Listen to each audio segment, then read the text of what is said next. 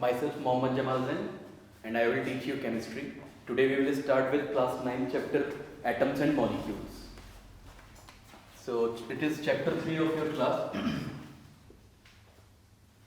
ये हमारा यहाँ पे चैप्टर 1 होगा, वैसे ये 9th में चैप्टर 3 है, that is atoms and molecules. ठीक, तो एटम्स एंड मॉलिक्यूल्स शुरू करेंगे हम. इसमें तीन मेन टॉपिक्स हैं. कौन कौन से तीन मेन टॉपिक्स हैं इसके अंदर? पहला है laws of chemical combination,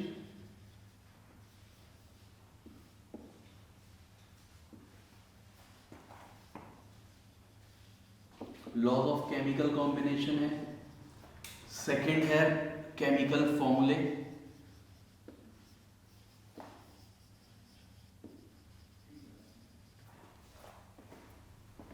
second chemical formulae है.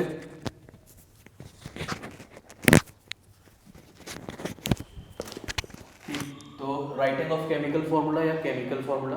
Then third one is mole concept.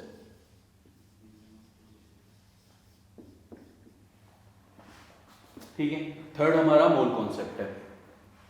तो इन तीनों चीजों के लिए, जैसे केमिकल फॉर्मूले हैं, केमिकल फॉर्मूले के लिए तुमको वैलेंसीज याद होनी चाहिए, है ना, और मोल कॉन्सेप्ट के लिए तुमको एटॉमिक मासेस याद होने चाहिए. ठीक है, तो हम सबसे पहले स्टार्ट करेंगे मोल कॉन्सेप्ट से, और उसके लिए तुम्हें एक टेबल जो तुमने याद करी होगी, जिसमें एटॉमिक मासेस होते हैं, सिंबल ऑफ एलिमेंट होता है, एटॉमिक नंबर होता है, वैलेंसी होती है, वो टेबल याद करनी पड़ेगी. ठीक, तो वो टेबल देख लेते हैं सबसे पहले. ये तो तुमने नोट कर ही लिया होगा, टॉपिक्स तो तुमने नोट कर लिए होंगे तीनों मेन जो हैं, तो उससे स्टार्ट करते हैं.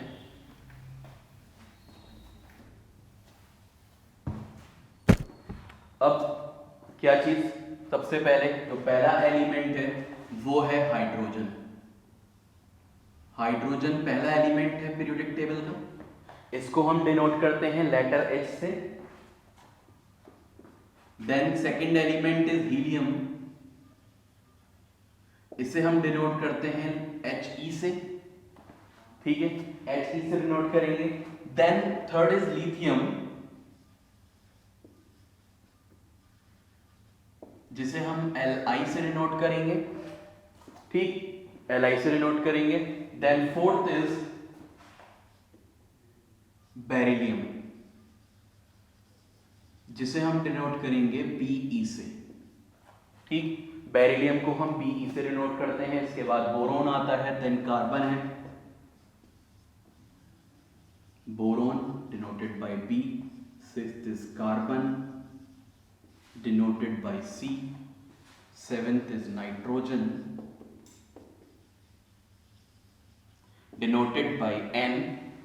and eighth is oxygen denoted by O. 9 is fluorine denoted by F. 10th is neon, जिसको हम डिनोट करते हैं Ne से. ठीक है, तो Ne से डिनोट करेंगे इसको हम नियॉन को. ठीक, तो इसके बाद इसमें तुम्हें क्या क्या पता होना चाहिए? पहली बात तो सिंबल ऑफ एलिमेंट पता होना चाहिए. फिर नेक्स्ट चीज है number of protons. Number of protons क्यों याद करने हैं ये मैं तुम्हें बता दूंगा अभी थोड़ी देर में. तो नंबर ऑफ प्रोटॉन्स हम याद कैसे करेंगे? अगर तुमने सारे एलिमेंट्स याद कर लिए, सीक्वेंस में याद कर लिए, हाइड्रोजन टू नियॉन, अभी फर्स्ट 10 की बात कर रहे हैं, देन 11 टू 20 भी करेंगे. ठीक है, अगर फर्स्ट 10 एलिमेंट्स सीक्वेंस में याद हैं, ठीक, तो तुम्हें एटॉमिक नंबर ऑटोमेटिकली याद हो जाएगा, क्योंकि हाइड्रोजन पहले नंबर पे आता है तो उसका एटॉमिक नंबर भी 1 होगा, और हीलियम सेकंड नंबर पे आता है तो उसका एटॉमिक नंबर 2 होगा. तो इस तरह से हम कह सकते हैं कि यहां पे हमने ये एटॉमिक नंबर लिखा हुआ है. ठीक है, ये क्या लिखा हुआ है? Atomic number. जो 1 2 3 4 सीक्वेंस लिखा हुआ है दैट इज एटॉमिक नंबर, उसका एटॉमिक नंबर हो जाएगा. ठीक, क्योंकि जो मॉडर्न पीरियोडिक टेबल है उसमें हमने डिनोट ही कैसे किया था? डिनोट इसको according to the atomic numbers denote किया था. किसने किया था?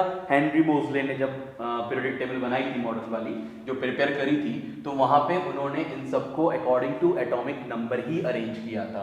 अब इसमें नंबर ऑफ प्रोटॉन्स कैसे पता चलेंगे? नंबर ऑफ प्रोटॉन्स इक्वल होते हैं एटॉमिक नंबर के. एटॉमिक नंबर के इक्वल होते हैं नंबर ऑफ प्रोटॉन्स.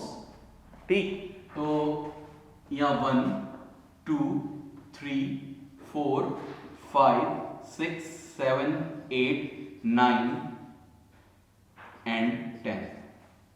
ये नंबर ऑफ प्रोटॉन्स हो गए। ठीक है, अब नंबर ऑफ प्रोटॉन्स से ही नंबर ऑफ प्रोटॉन्स किसकी इक्वल है? एटॉमिक नंबर के। इसके बाद हम याद करेंगे number of neutrons. Number of neutrons तुम्हें याद करना पड़ेगा, इसका कोई शॉर्टकट नहीं है। हाइड्रोजन में कोई भी न्यूट्रॉन नहीं होता, ठीक, 0 न्यूट्रॉन होते हैं। हीलियम में 2 न्यूट्रॉन होते हैं, लिथियम में 4 होते हैं, बेरिलियम में 5, you have to learn this. Boron में 6 और कार्बन में भी 6 होते हैं। Nitrogen has 7, oxygen has 8, 10 in fluorine and 10 in neon. ठीक है, अब मैं तुमको एटॉमिक ये नंबर ऑफ न्यूट्रॉन्स क्यों याद करने के लिए कह रहा हूं, क्योंकि अगर तुमने नंबर ऑफ न्यूट्रॉन्स याद कर लिए तो तुम्हें एटॉमिक मास भी याद हो जाएगा। कैसे याद हो जाएगा? क्योंकि एटॉमिक मास इक्वल होता है number of protons plus number of neutrons के। ठीक,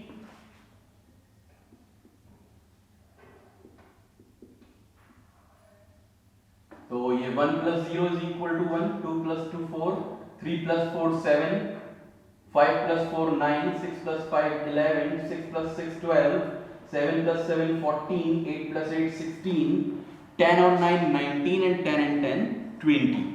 तो एटॉमिक मास कैसे निकल के आता है? Number of protons plus number of neutrons करके। तो अगर तुमने प्रोटॉन्स, पहली बात तो ये कि सीक्वेंस में तुम्हें ये याद करने हैं, जितने भी एलिमेंट्स हैं सब सीक्वेंस में याद कर लो, और उसके बाद सीक्वेंस में याद करने के बाद फिर नंबर ऑफ न्यूट्रॉन्स याद करो।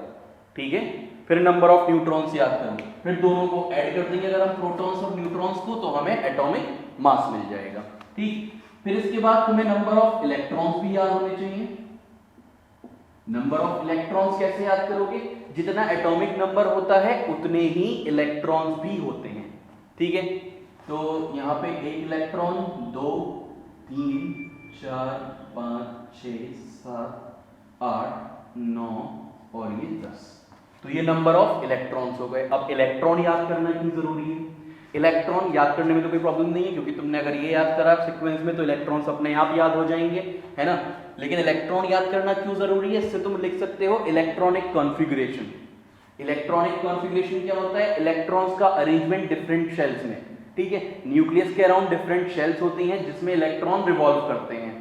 ठीक है, तो ये इलेक्ट्रॉनिक कॉन्फ़िगरेशन होगी KLMN। इसमें 4 शेल्स होती हैं, उससे ज्यादा की जरूरत नहीं पड़ती है। ठीक है, तो अब जो ये हाइड्रोजन के पास 1 इलेक्ट्रॉन है तो उसकी लास्ट शेल मतलब K शेल में 1 ही इलेक्ट्रॉन आएगा। देन 2 इलेक्ट्रॉन्स हैं किसके पास? हीलियम के पास, इसकी K शेल में 2 इलेक्ट्रॉन्स आ जाएंगे, और ज्यादा है नहीं। अच्छा, एक और चीज, जो फर्स्ट शेल है उसमें मैक्सिमम 2 ही इलेक्ट्रॉन आ सकते हैं। सेकंड शेल में मैक्सिमम कितने इलेक्ट्रॉन आ सकते हैं? 8 इलेक्ट्रॉन्स आ सकते हैं। थर्ड शेल में ये हो जाते हैं 18 और फोर्थ शेल में हो जाते हैं 32। कैसे फॉर्मूला होता है? 2n²। अगर नंबर ऑफ शेल 1 है, n = 1 है, तो 2 × 1² = 2। n = 1 किसके लिए होगा? K शेल के लिए। ठीक, और n = 2 है अगर, तो 2 × 2² हो जाएगा 8, 4 हो जाएगा। n = 3, 2 × 3², 3 का स्क्वायर 9 = 18 हो जाएगा। n = 4, 2 × 4² ये हो जाएगा 32। ठीक है, तो इसलिए मैं कह रहा हूं कि K शेल में आएंगे 2 इलेक्ट्रॉन्स, L शेल में आएंगे 8 इलेक्ट्रॉन्स, M शेल में आएंगे 18 और N शेल में आएंगे 32। ठीक, तो खैर अभी हमें K शेल की ही जरूरत पड़ रही है। उसके बाद हम लिथियम में आते हैं। लिथियम में पहली शेल में 2 आ गए, अभी पूरी फिल्ड हो गई, तो हमें नेक्स्ट शेल की भी जरूरत पड़ेगी, दैट इज L शेल। ये 1 हो गए। ठीक है, फिर यहाँ पे Kl ये 2 हो जाएगा, फिर Kl ये 3 हो जाएगा, फिर Kl 4, Kl 5, Kl 6, Kl 7, Kl 8। ठीक है, इस तरह से ये इलेक्ट्रॉनिक कॉन्फ़िगरेशन हम लिख सकते हैं। ठीक, जितने इलेक्ट्रॉन्स हैं उससे इलेक्ट्रॉनिक कॉन्फ़िगरेशन हो जाएगी। उसके बाद आगे आते हैं वैलेंसी। हमें क्या मेन चीज याद रखनी है? वैलेंसी। ये तो नोट कर ही लिया होगा, वरना कर लेना पीछे बैक करके उसको पॉज करके, ठीक है। अब वैलेंसी,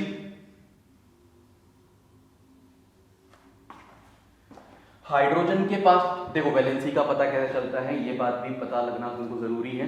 वैलेंसी का पता ऐसे चलता है कि हम देखते हैं लास्ट शेल में कितने इलेक्ट्रॉन है। लास्ट शेल का मतलब जैसे यहाँ तो लास्ट के ही है, ठीक है, इसमें एल है, अभी तक एम शेल लास्ट नहीं हुई, एल लास्ट है, के लास्ट है, तो लास्ट शेल में कितने इलेक्ट्रॉन है। अगर वो इलेक्ट्रॉन चार्ज से कम है, ठीक, जैसे कि यहाँ पे एक ही इलेक्ट्रॉन है, तो इसकी वैलेंसी हो जाएगी 1, ठीक। अगर 2 है लास्ट में तो 2 हो जाएगी, लेकिन ये शेल पूरी फिल्ड है, जो शेल पूरी फिल्ड होती है उसकी वैलेंसी 0 होती है, ठीक है, तो इसकी वैलेंसी हो जाएगी 0, ठीक। फिर हम आते हैं इस पे, इसकी लास्ट शेल में एक इलेक्ट्रॉन है, किसकी लास्ट शेल में, लिथियम की लास्ट शेल में, तो इसकी वैलेंसी 1 हो गई। देन बेरिलियम की लास्ट शेल में 2 इलेक्ट्रॉन है, इसकी वैलेंसी 2 हो गई। बोरोन की लास्ट शेल में 3 इलेक्ट्रॉन है, तो इसकी वैलेंसी 3 हो गई। कार्बन की लास्ट शेल में 4 इलेक्ट्रॉन है, तो इसकी वैलेंसी 4 हो गई। अब आते हैं 5 वाले पे, जिसकी लास्ट शेल में 5 इलेक्ट्रॉन है, उसमें क्या होगा, ठीक। तो जिसकी लास्ट शेल में 5 इलेक्ट्रॉन है उसको हम 8 में से माइनस करके निकालेंगे। 8 - 5 इक्वल हो जाएगा 3 के, ठीक। अब 4 से ज्यादा जब होंगे तो 8 में से माइनस करना पड़ेगा उसको, ठीक। 8 - 6 2 हो जाएगा, 8 - 7 1, 8 - 8 0, ठीक है। 8 में से ही क्यों माइनस करके निकाल रहे हैं इसको, क्योंकि ये ऑक्टेट रूल है कि लास्ट शेल में हर एलिमेंट 8 इलेक्ट्रॉन चाहता है, ठीक। तो हर एलिमेंट लास्ट शेल में 8 इलेक्ट्रॉन चाहता है, इसीलिए इसको हम 8 में से माइनस करते हैं, 4 के बाद जो नंबर आता है। 8 - 5 3, 8 - 6 2, 8 - 7 1, 8 - 8 0, ये हो जाएंगी सबकी वैलेंसी। तो ये तो हो गए फर्स्ट 10 एलिमेंट्स, ठीक। इसी तरीके से तुम नेक्स्ट 10 एलिमेंट्स के नाम भी याद रख सकते हो और उनकी वैलेंसीज याद रख सकते हो, ठीक है, ठीक है। चलो फिर इसके बाद 11 नंबर देखते हैं।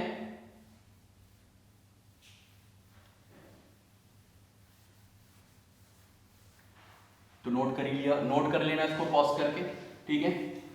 अब आगे बढ़ते हैं।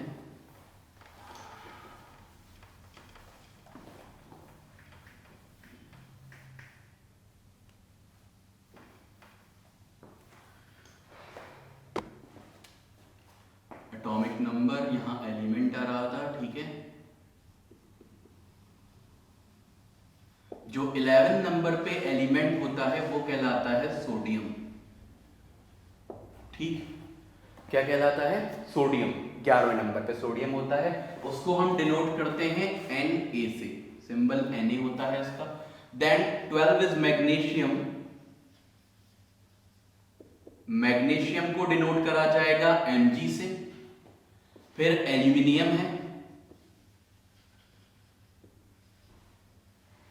एल्यूमिनियम को डिनोट करा जाएगा Al से, ठीक।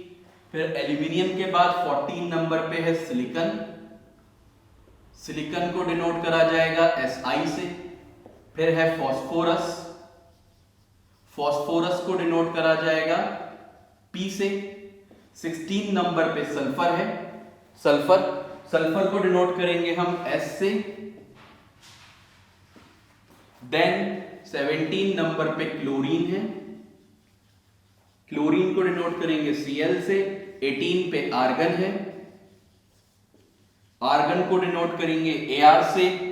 देन 19 इज पोटेशियम, पोटेशियम को हम डिनोट करेंगे K से, क्योंकि इसका लैटिन नेम केलियम होता है, इसलिए इसको हम K से डिनोट करेंगे, ठीक है। 20 नंबर पे कैल्शियम है, कैल्शियम को हम डिनोट करेंगे Ca से, ठीक है। Ca से हम कैल्शियम को डिनोट करेंगे। इसके बाद वही इनके प्रोटॉन्स लिख लेंगे, प्रोटॉन्स उतने ही होते हैं जितना एटॉमिक नंबर होता है, हम पढ़ ही चुके। 14, 15, 16, 17, 18, 19 एंड 20, ठीक। न्यूट्रॉन्स तुम्हें याद रखना पड़ेगा, 12, 12, 14, 14, 16, 16, 18, 22, 20, 20, ठीक है। ये नंबर ऑफ न्यूट्रॉन्स है। अब इन दोनों का सम करोगे तो उसका मास 23 निकल आएगा, इन दोनों का करोगे 24, 27, देन 28, देन 31, 32, 35.5 होना चाहिए था 35। 17 + 18 होता है 35, लेकिन ये आ रहा है 35.5, ठीक है।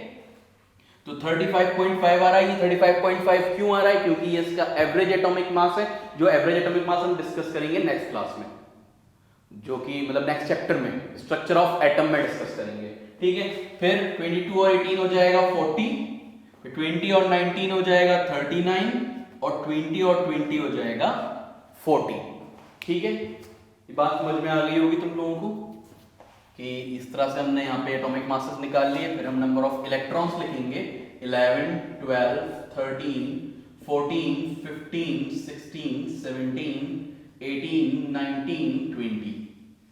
अब इनकी इलेक्ट्रॉनिक कॉन्फ़िगरेशन KLM हो जाएगा, क्योंकि लास्ट सेल में 8 ही आ सकते हैं L में। वहां तक हमने 28 देखा था नियॉन तक, नाउ 281 हो जाएगा, देन 282 हो जाएगा, 283, 284, 285, 286, 288। अब यहां 287, और यहां होना चाहिए 288, ठीक है। तो ये हो गया 288। अब होना चाहिए था 289, तो 289 न होके ये होता है 2881, ठीक। इसकी वैलेंसी होती है 1, और यहां पे ये हो जाएगा 2882, ठीक है।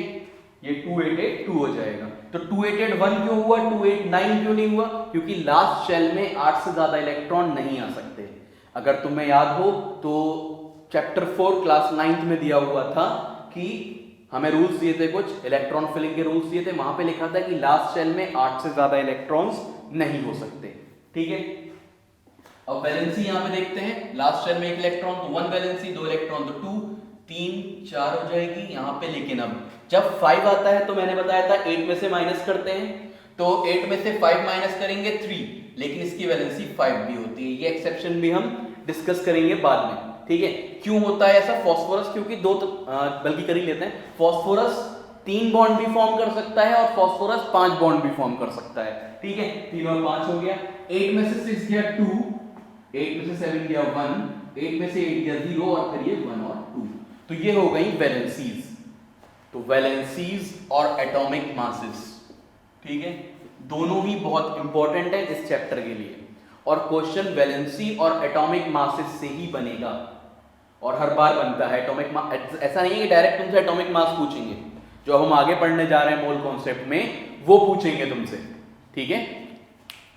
ठीक, फिर तो इसको नोट कर लिया या कर लो, एक बार बस इसको देख लो, पॉज करके कर ही लोगे इसको नोट, ठीक है। फिर आगे बढ़ते हैं, ये नोट हो गया होगा।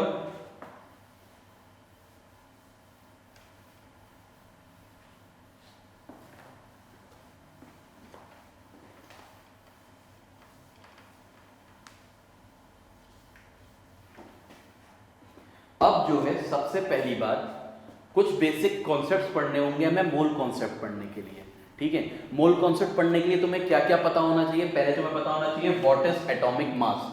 एटॉमिक मास क्या होता है?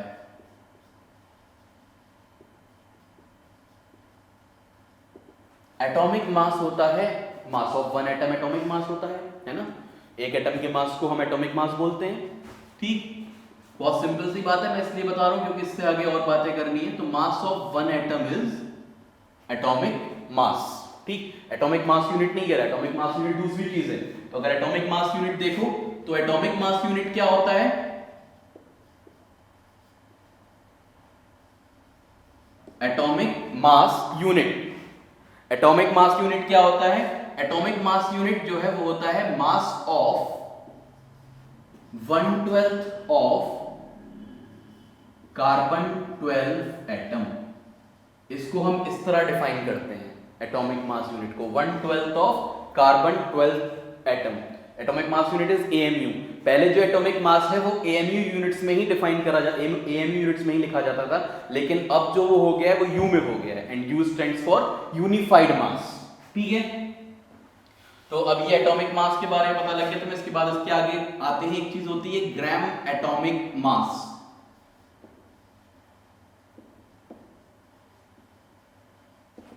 ग्राम एटॉमिक मास क्या होता है? मास ऑफ, ये तो था एक एटम का मास जो एटॉमिक मास था। ग्राम एटॉमिक मास होता है मास ऑफ 1 मोल एटम्स। ठीक, मास ऑफ 1 मोल एटम्स। ठीक है, 1 मोल एटम्स के मास को हम ग्राम एटॉमिक मास बोलते हैं। 1 मोल क्या है? What is 1 mole? Mole concept पढ़ रहे हैं ना, तो अब हमें मोल का मतलब भी पता होना चाहिए। तो 1 मोल, जैसे 1 डजन होता है। डजन का क्या मतलब होता है? डजन का मतलब होता है 12 यूनिट्स। एक क्वांटिटी होती है स्कोर। स्कोर का क्या मतलब होता है? 1 score is equal to 20 units. Dozen, dozen एक क्वांटिटी, डजन जैसे 1 डजन बनाना, ठीक है ना, तो वो एक क्वांटिटी होती है कि 12 बनाना होते हैं इसके अंदर, है ना, 12 होते हैं। 1 डजन का मतलब 12, 1 स्कोर का मतलब 20। वैसे ही 1 मोल भी एक क्वांटिटी है। क्या होता है 1 mole? 1 mole is equal to 6.022 into 10 to the power 23 units. 1 mole इतने यूनिट्स के इक्वल होता है। तो अगर हम कह रहे हैं मास ऑफ 1 मोल एटम्स, मतलब mass of 6.022 into 10 to the power 23 atoms. ठीक है, इसका मतलब यह है कि हम ये बोल रहे हैं mass of 6.022 into 10 to the power 23 atoms. ठीक है, ये ग्राम एटॉमिक मास हो गया। ठीक, अब आगे आते हैं मॉलिक्यूलर मास पे।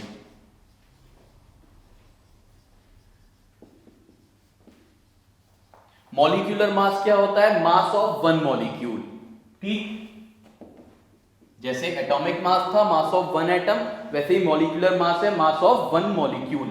ठीक, तो हम मॉलिक्यूलर मास को लिख सकते हैं मास ऑफ 1 मॉलिक्यूल। ठीक है, mass of 1 molecule is molecular mass. इसको हम कैलकुलेट कैसे करेंगे? जैसे हमसे कहा कि H2SO4 है, H2SO4 का मॉलिक्यूलर मास क्या होगा? ठीक, हाइड्रोजन का एटॉमिक मास तुमने अभी याद करा, अभी मतलब देखा थोड़ी देर पहले, हाइड्रोजन का एटॉमिक मास कितना होता है? 1 होता है। तो 1 इंटू 2 कर लिया, प्लस 32 प्लस 16 इंटू 4। ठीक है, तो ये सब कैलकुलेट करने के बाद आंसर आएगा 98U। क्या आएगा? 98U। ठीक, तो मोलर मास होता है मॉलिक्यूलर मास होता है मास ऑफ 1 मॉलिक्यूल। तो मास ऑफ 1 मॉलिक्यूल इक्वल होगा, अगर किसी भी हम मॉलिक्यूल का मास कैलकुलेट कर रहे हैं तो उसके लिए हमें एटॉमिक मासेस पता होने चाहिए। देखो क्वेश्चन ऐसे आ सकता है, calculate the molecular mass of the following. बहुत सारे एलिमेंट्स तुमको दे सकते हैं, कंपाउंड्स दे सकते हैं, अब ऑफ द फॉलोइंग ना कह के what is the molecular mass of glucose, उसका फॉर्मूला दे देंगे C6H12O6। या what is the molecular mass of H2SO4, what is the molecular mass of HNO3। ठीक है, ये हो गया एक तो। और इसके बाद एक और जो चीज है, एक और जो टॉपिक है, मतलब इसके बाद एक और टर्म है जो तुम्हें याद रखना है, वो है formula unit mass. Formula unit mass, ठीक है, तो फॉर्मूला यूनिट मास क्या होता है?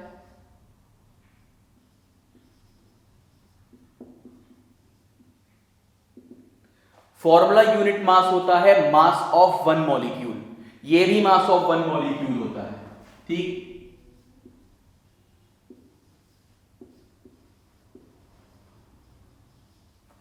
Mass of 1 molecule is formula unit mass. ठीक है, अब दोनों में फर्क क्या है? तुम लोग कहोगे कि ये भी एक मॉलिक्यूल का मास, वो भी एक मॉलिक्यूल का मास, तो फिर डिफरेंस क्या है? डिफरेंस ये है कि मॉलिक्यूलर मास यूज होता है कोवेलेंट कंपाउंड्स के लिए, फॉर्मूला यूनिट मास यूज होता है आयोनिक कंपाउंड्स के लिए। ठीक है, आयोनिक कंपाउंड्स कौन से होते हैं? अभी तुम लोगों ने 10th क्लास में एक चैप्टर पढ़ा होगा मेटल्स एंड नॉन मेटल्स, वहां पे आयनिक कंपाउंड्स पढ़े होंगे। आयनिक कंपाउंड्स वो होते हैं जो ट्रांसफर ऑफ इलेक्ट्रॉन से बनते हैं। आयनिक कंपाउंड्स क्या होते हैं? जो ट्रांसफर ऑफ इलेक्ट्रॉन से बनते हैं। कोवेलेंट कंपाउंड्स जो शेयरिंग ऑफ इलेक्ट्रॉन से बनते हैं। तो ये तो तुम्हारा कोवेलेंट कंपाउंड्स के लिए यूज हो गया molecular mass. Formula unit mass term use होता है आयनिक कंपाउंड्स के लिए। फर्क कुछ नहीं है, बस टर्म डिफरेंट है, ठीक है, डिफरेंट चीजों के लिए यूज हो रहा है, ठीक है। कैलकुलेट वैसे ही करते हैं जैसे हम मॉलिक्यूलर मास को कैलकुलेट करेंगे। जैसे तुमसे कहा जाए कैल्शियम क्लोराइड CaCl2, इसका फॉर्मूला यूनिट मास बताओ कितना होगा। तो कैल्शियम का मास होता है 40, है ना, कैल्शियम का एटॉमिक मास 40 अभी पढ़ा था हमने, प्लस 35.5 इंटू 2, तो 40 plus 71 is equal to 111 U, ठीक है।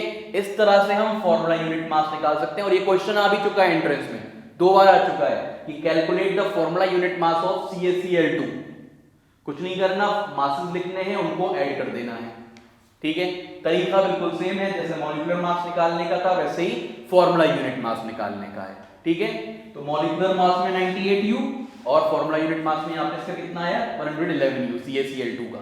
H2SO4 का दोनों को निकालने का तरीका बिल्कुल सेम था, कुछ डिफरेंस नहीं है दोनों में, ठीक है, दिख भी नहीं रहा ऐसा कुछ, ठीक, गुड। तो फॉर्मूला यूनिट मास ये हो गया। इसके बाद एक और टर्म है molar mass. Molar mass, molar mass क्या होता है? मोलर मास होता है mass of 1 mole molecules, mass of 1 mole molecules, mass of 1 mole molecules को हम मोलर मास बोलते हैं, ठीक है।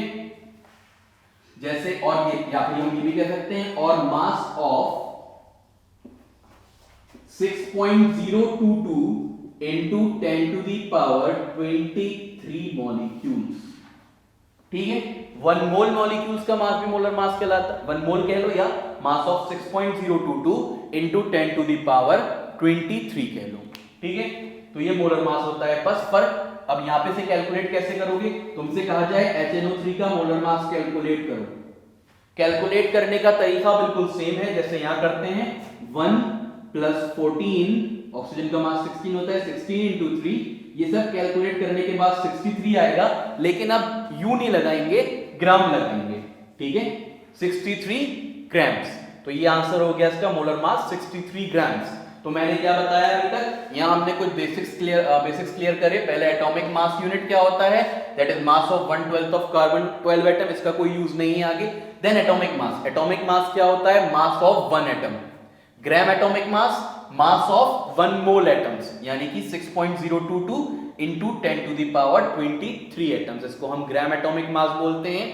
फिर मॉलिक्यूलर मास है, मास ऑफ 1 मॉलिक्यूल, एक मॉलिक्यूल का मास, और फॉर्मूला यूनिट मास, ये दोनों चीजें सेम तरीके से कैलकुलेट करी जाती हैं, फॉर्मूला यूनिट मास भी और मॉलिक्यूलर मास भी। फर्क क्या है दोनों में कि वो आयनिक कंपाउंड्स के लिए यूज होता है, ये कोवेलेंट कंपाउंड्स के लिए यूज होता है।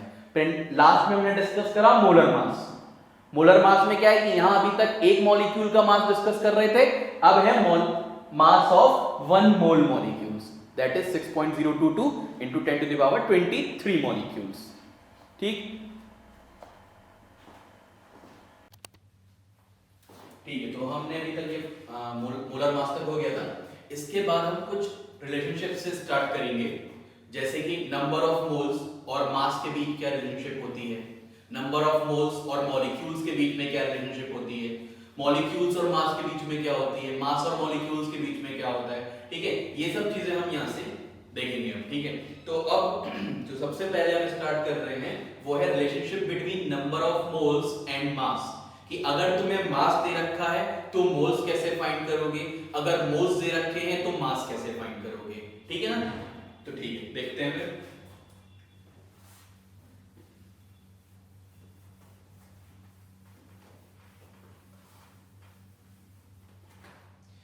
तो इसके लिए क्या है, ये जो रिलेशनशिप मैंने तुम्हें बताई कि relationship between number of moles and mass,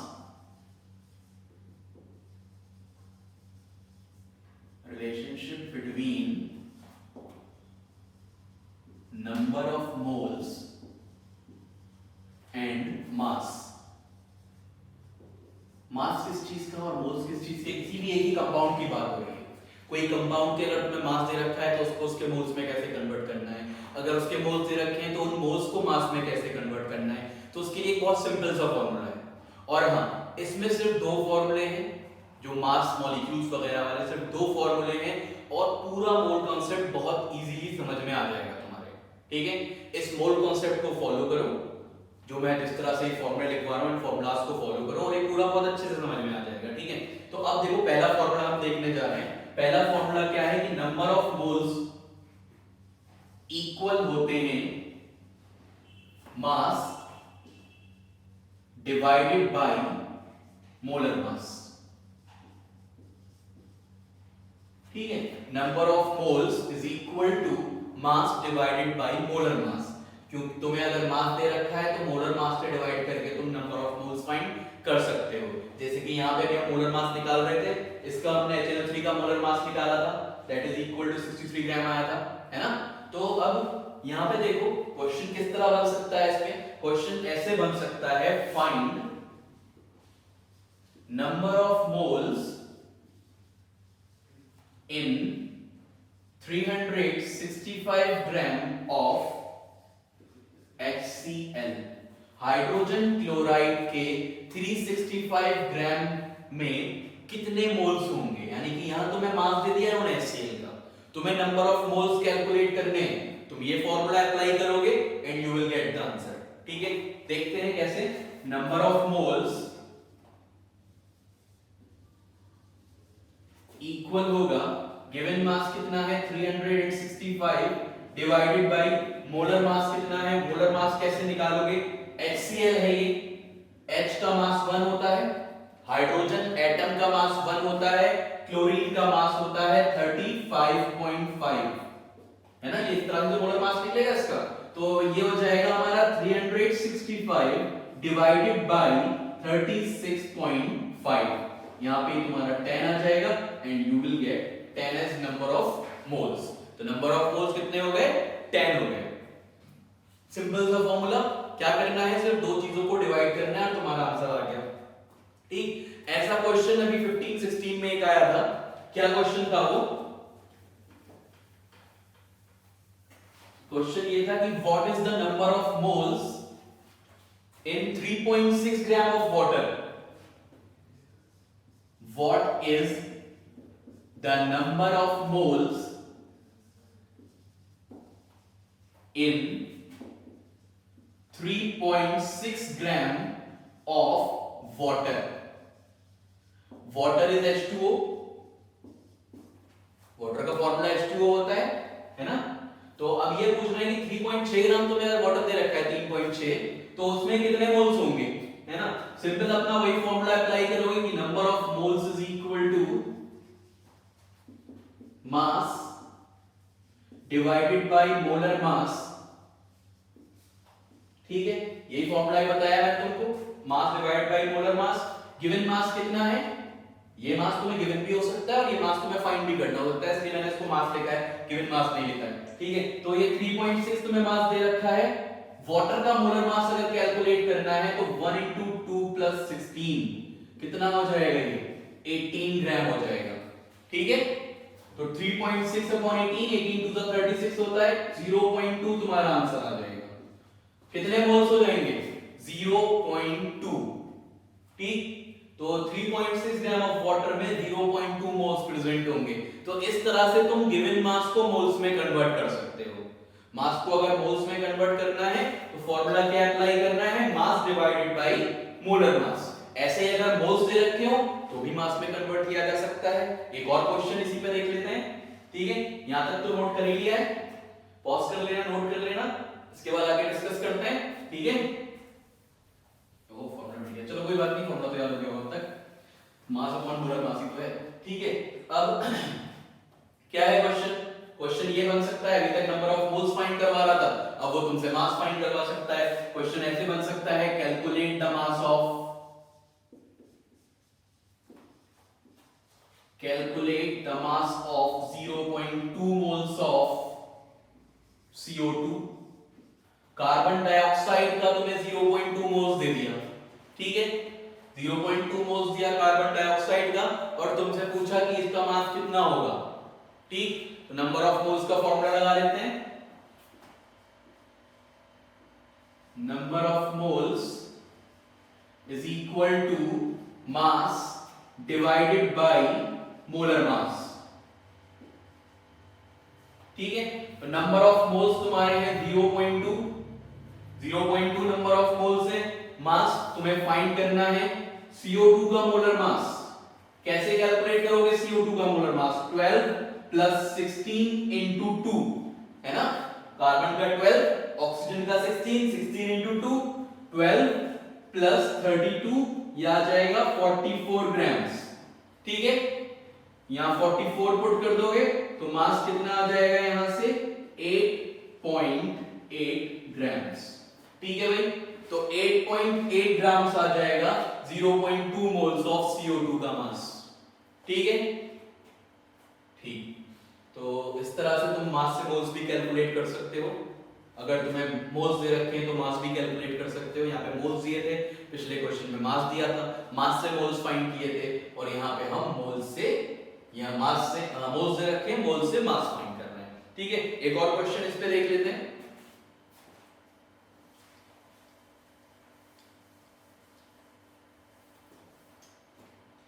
question ये हो सकता है, फाइंड द मास ऑफ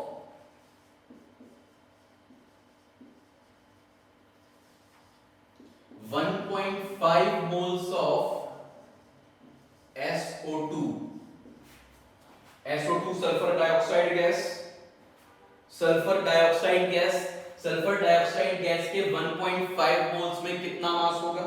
ठीक है, तो हम फिर से सेम फॉर्मूला लगाएंगे, number of moles is equal to mass divided by molar mass. 1.5 तुम्हें मोल्स दे रखे हैं, ठीक, मास तुम्हें फाइंड करना है, SO2 का मोलर मास, सल्फर का 32, ऑक्सीजन 16 इंटू 2, 32 प्लस 32 कितना हो गया? 64। ठीक है, तो यहां से अगर तुम इसको इधर लेके आओगे, मल्टीप्लाई करोगे, तो ये हो जाएगा 96 ग्राम्स। ठीक है, 96 ग्राम्स आ जाएगा 1.5 मोल्स ऑफ SO2 का मास, 96 ग्राम्स। ठीक है, तो यहां से हमने क्या करा, मोल्स को मास में कन्वर्ट कर दिया। हमें 1.5 मोल्स दे रखे थे, हमने उन्हें मास में कन्वर्ट कर दिया। ठीक है, क्लियर हो गई बात? ठीक, चलो, तो ये तो पहली चीज थी, मोल्स और मास के बीच की रिलेशनशिप थी कि मास को मोल्स में कैसे कन्वर्ट करना है और मोल्स को मास में कैसे कन्वर्ट करना है। ठीक है, mass into moles, moles into mass, इससे कर लिया। अब इसके बाद नेक्स्ट रिलेशनशिप है relationship between number of moles and number of molecules. ठीक है, नंबर ऑफ मोल्स और नंबर ऑफ मॉलिक्यूल्स के बीच में क्या रिलेशनशिप होगी, कैसे हम निकाल सकते हैं? अगर हमें मॉलिक्यूल्स दे रखे हैं तो हम मोल्स कैसे फाइंड कर सकते हैं, अगर हमें मोल्स दे रखे हैं तो हम मॉलिक्यूल्स कैसे फाइंड कर सकते हैं? ठीक है, मॉलिक्यूल्स से मोल्स, मोल्स से मॉलिक्यूल्स। ठीक, तो इसके लिए भी एक बहुत सिंपल सा फॉर्मूला है, जैसे वहां पे था मास अपॉन मोलर मास, यहां पे क्या है देख लेते हैं।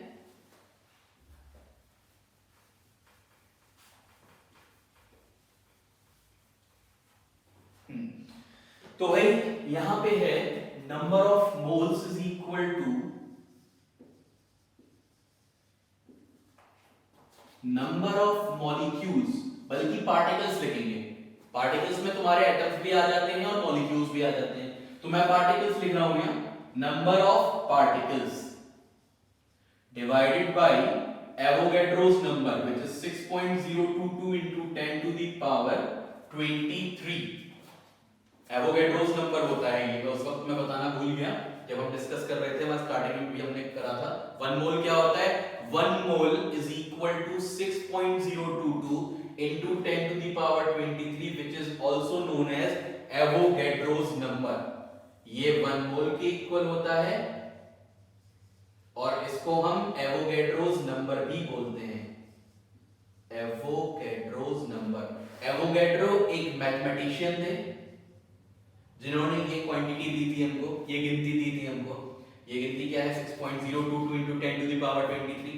ठीक है, तो एक मोल हमेशा इतने के इक्वल होता है, इसको हम एवोगैड्रो नंबर कहते हैं। अच्छा, ये जो वर्ड मोल है, सीधे से मोल पढ़ रहा है, मोल के बारे में पता होना चाहिए।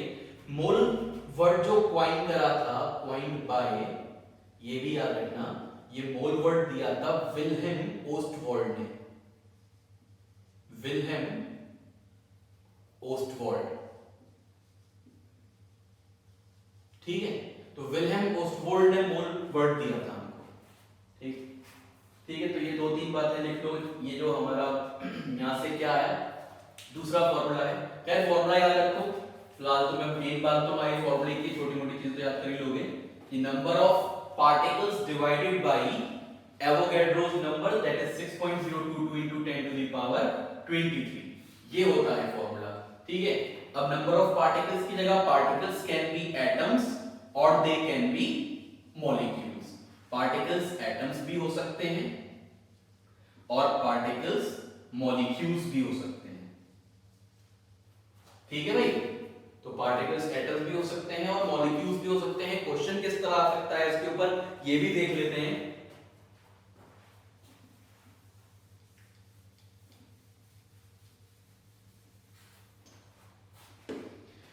क्वेश्चन ऐसे आ सकता है, find the number of moles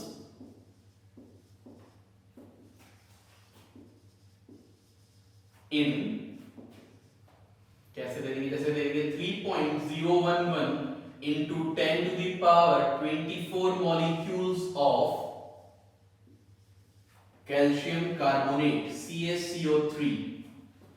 जहां तुम्हें मॉलिक्यूल्स दिखें और पूछा गया हो कि नंबर ऑफ मोल्स क्या है, वहां क्या करोगे, सीधे ये वाला फॉर्मूला लगाओगे अपना, particles upon Avogadro's number.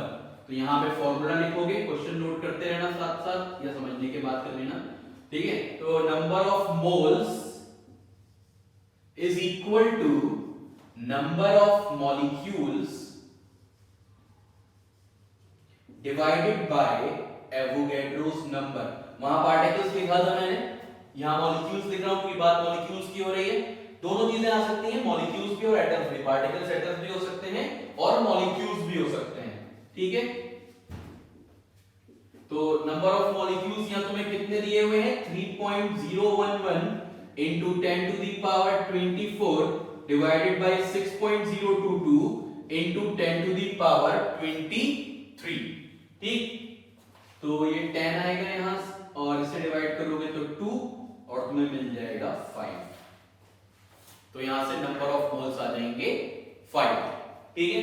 Number of molecules दे रखे थे, उसको हमने एवोगैड्रोस नंबर से डिवाइड कर दिया और हमें नंबर ऑफ मोल्स कितने मिल गए, 5, ठीक है। आगे बढ़ते हैं, फिर एक और क्वेश्चन देख लेते हैं इस पे, ठीक है। थोड़ा सा इसको रब करता हूं मैं, वो नोट कर लो तुम लोग जब तक।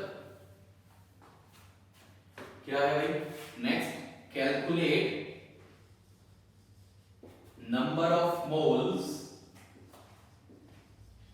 in 9.033 into 10 to the power 25 molecules of H2O।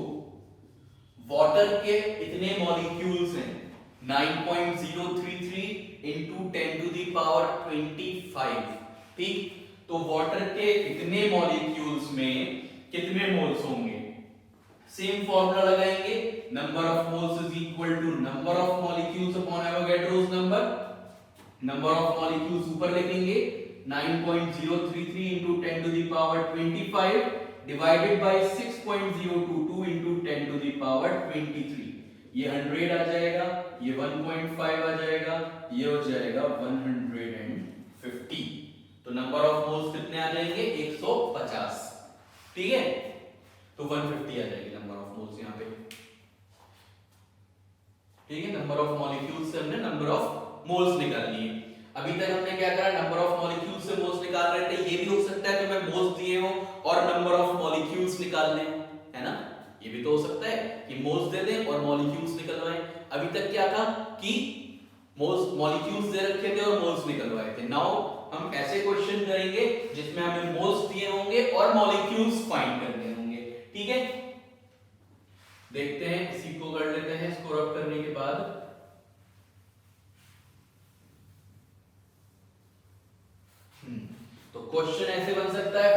number of molecules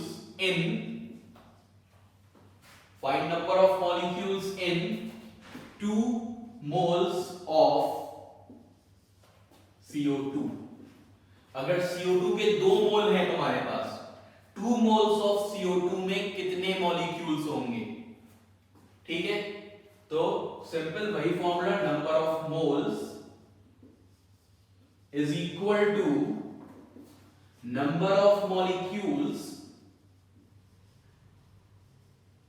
divided by Avogadro's number. तो यहां से 2 is equal to number of molecules upon 6.022 into 10 to the power 23। तो यहां से नंबर ऑफ मॉलिक्यूल्स कितने आ जाएंगे?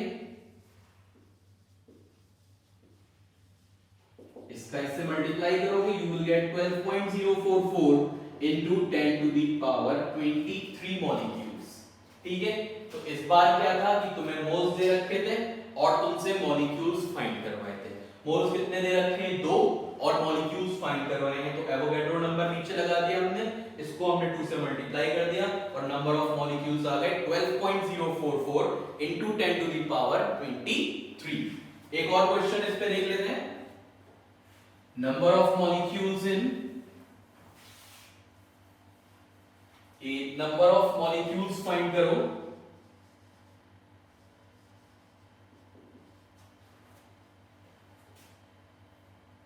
Hmm, 15 moles of SO2। अगर 15 moles SO2 दे रखा है तो उसमें कितने मॉलिक्यूल्स होंगे ये देखते हैं। वही same formula, number of molecules लिख लिया हमने, डिवाइड करेंगे एवोगैड्रो नंबर से। तो यहां पे अगर देखें तो नंबर ऑफ मॉलिक्यूल्स कितने आ जाएंगे? इन दोनों को मल्टीप्लाई करने के बाद 9.033 into 10 to the power 24 molecules आ जाएंगे 15 मोल्स में। ठीक है, 15 मोल्स में कितने मॉलिक्यूल्स आ गए? 9.033 इंटू 10 टू दी पावर 24। तो अभी तक हमने दूसरे फॉर्मूले पे क्वेश्चंस कर रहे थे हम, number of moles is equal to number of particles upon Avogadro's number. तो ये जो फॉर्मूला था, इससे 2 चीजें हो सकती हैं कि तुम्हें मोल्स दे रखे हो और पार्टिकल्स निकालने हो, या पार्टिकल्स दे रखे हो और मोल्स निकालने हो। ठीक है, तो हम कौन से क्वेश्चंस कर रहे थे अभी? मोल्स से मॉलिक्यूल्स निकाल रहे थे। ठीक है, अब आगे बढ़ते हैं थर्ड रिलेशनशिप पे, that is relationship between number of molecules and mass. Number of molecules और मास के बीच की क्या रिलेशनशिप होगी? अभी तक मोल्स आ रहे थे, अब मोल्स हट गए हैं, अब रिलेशनशिप है number of molecules and mass. ठीक है, अभी तक डायरेक्ट क्वेश्चन था, डायरेक्ट फॉर्मूला पुट करना था और आंसर तुम्हारा आ गया था, है ना। ठीक है, जैसे पहले वाले में क्या था, number of moles is equal to mass upon molar mass हो गया था। अब क्या है, number of moles is equal to number of molecules upon Avogadro number हो गया, है ना। तो वो डायरेक्ट थे दोनों में कि हमने वैल्यूज पुट करी और मल्टीप्लाई डिवाइड करके हमारा आंसर आ जाता था। लेकिन अभी क्या है, ऐसा होगा कि हमें दोनों ही फॉर्मूलों का यूज करना पड़ेगा। जो दोनों फॉर्मूलाज दिए हुए हैं, दोनों फॉर्मूले का यूज करना पड़ेगा। कैसे करेंगे देखते हैं। अभी क्वेश्चन कैसा आ सकता है, इसके ऊपर नया फॉर्मूला पढ़ने की जरूरत नहीं है, ये उसी से हो जाएगा जो दोनों फॉर्मूलेज दिए हुए हैं। ठीक, तो क्वेश्चन कैसा बन सकता है, इस पे क्वेश्चन ज्यादातर आता है। ठीक है, जैसे calculate the number of molecules in 14 gram of nitrogen gas. ठीक है, तो तुम्हें नंबर ऑफ मॉलिक्यूल्स कैलकुलेट करने हैं और तुम्हें 14 ग्राम नाइट्रोजन गैस दे रखी है। ठीक है, तो अब यहां क्या करोगे, पहले कौन सा फॉर्मूला लगाओगे, क्योंकि मास दिया हुआ है तो मास वाला फॉर्मूला लगेगा, जिससे कि नंबर ऑफ मोल्स आ जाएंगे।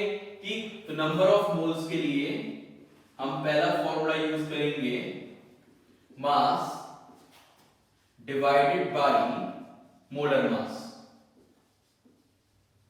ठीक है, मास डिवाइडेड बाय मोलर मास। तो हमें कितना मास दे रखा है, 14 दे रखा है। नाइट्रोजन गैस का फॉर्मूला होता है N2, नाइट्रोजन गैस का फॉर्मूला होता है N2।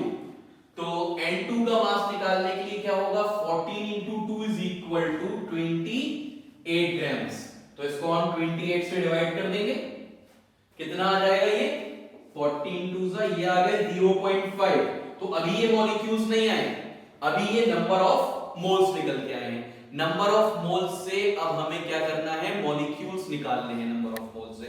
कैसे निकालेंगे नंबर ऑफ मोल्स से मॉलिक्यूल्स, दूसरा वाला फॉर्मूला लगा के, ठीक है।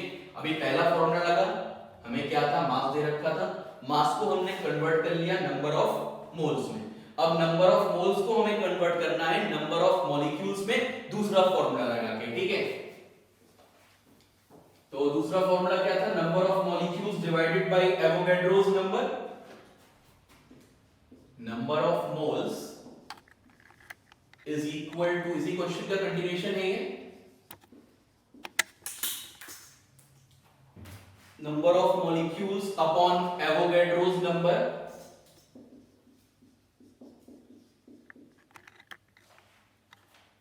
ठीक, तो नंबर ऑफ मोल्स इक्वल होता है number of molecules upon Avogadro's number के।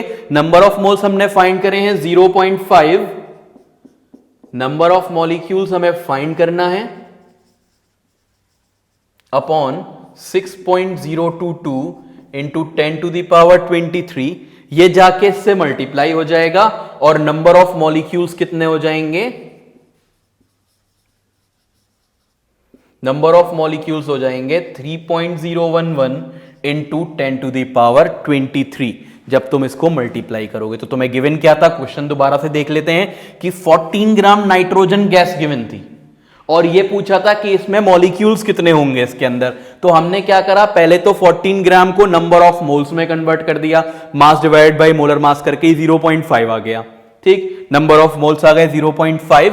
फिर दूसरा फॉर्मूला लगाया जिसमें number of molecules upon Avogadro's number होता है। तो वहां से क्या हुआ, ये एवोगैड्रो नंबर को हमने नंबर ऑफ मोल से मल्टीप्लाई करके नंबर ऑफ मॉलिक्यूल्स निकाल दिए। तो अगर मास दे रखा हो और मॉलिक्यूल्स निकालने हो तो पहले लगाओगे मास अपॉन मोलर मास वाला फॉर्मूला, फिर लगाओगे number of molecules upon Avogadro's number वाला फॉर्मूला, ठीक है। तो इस तरह से ये कर सकते हो। अच्छा, एक और चीज यहां मुझे बतानी थी कि इसे रब करते हैं, टॉपिक तो लिख ही लिया होगा तुम लोग ने। देखो, कुछ कैलकुलेशन हैक्स हैं कि कैसे कैलकुलेशन हम कर सकते हैं, ठीक। जैसे अभी तुम्हें कुछ ही गिनतियां हैं उनके पास जिस पे वो क्वेश्चन देते हैं। जैसे अभी मैं यूज कर रहा था 9.033 डिवाइड तुम्हें उसे एवोगैड्रो नंबर से ही करना है, 6.022 से ही करना है। तो 9.03 को जब 6.022 से करोगे तो 1.5 आ जाएगा। मतलब ये याद कर लेना, तो वहां तुम्हें कैलकुलेट नहीं करना पड़ेगा, मैंने भी ऐसे ही याद कर रखा है, ठीक है। और या फिर दिया हुआ 1.506, तो इसको अगर डिवाइड करोगे 6.022 से तो ये आ जाएगा 0.25, है ना, ये क्वांटिटी आ सकती है। या फिर 3.011, ये रफ में लिख रहा हूं इसलिए इस तरह से, ठीक है। 3.011 अपॉन 6.022, तो ये हो जाता है 0.5, तो ये 0.5 हो जाता है, ठीक। अगर दे रखा है तुम्हें 12.044 और उसे डिवाइड करोगे तो ये हो जाएगा 2, ठीक है। बस यही 3-4 गिनतियां हैं जो उनके पास हैं क्वेश्चंस देने के लिए, इससे ज्यादा कुछ नहीं होता है, ठीक है। अच्छा, एक और चीज, एक तो इन दोनों का डिवाइड भी आ सकता है, कभी ये भी हो सकता है कि इन दोनों को मल्टीप्लाई करके क्या आएगा। तो यहां पे अगर हम इसको इधर लेके जाएं तो ये इससे मल्टीप्लाई हो जाएगा, तो इन दोनों को मल्टीप्लाई करके ये आ जाएगा। वैसे ही इन दोनों को मल्टीप्लाई करके ये आ जाएगा, और इन दोनों को मल्टीप्लाई करके ये, इन दोनों को मल्टीप्लाई करके ये, ठीक है। तो ये इस तरह से कैलकुलेशंस भी तुम लोग याद रख सकते हो मॉलिक्यूल्स वाले केस में, है ना। तो अभी हम कहां थे, अभी हम मास और मॉलिक्यूल्स के बीच की रिलेशनशिप पढ़ रहे थे, ये चीज क्लियर हो गई होगी, है ना। तो अब मास और मॉलिक्यूल्स के बीच की रिलेशनशिप पढ़ रहे हैं। तो हमें दे रखा है कि यहां पे क्या था, मॉलिक्यूल्स कैलकुलेट करने थे 14 ग्राम नाइट्रोजन गैस में। इसी तरह का एक और क्वेश्चन ले लेते हैं, दोबारा से समझते हैं इस चीज को। एक और क्वेश्चन लेके कि नंबर ऑफ मोल्स कैलकुलेट करो, किसमें कैलकुलेट करो नंबर ऑफ मोल्स,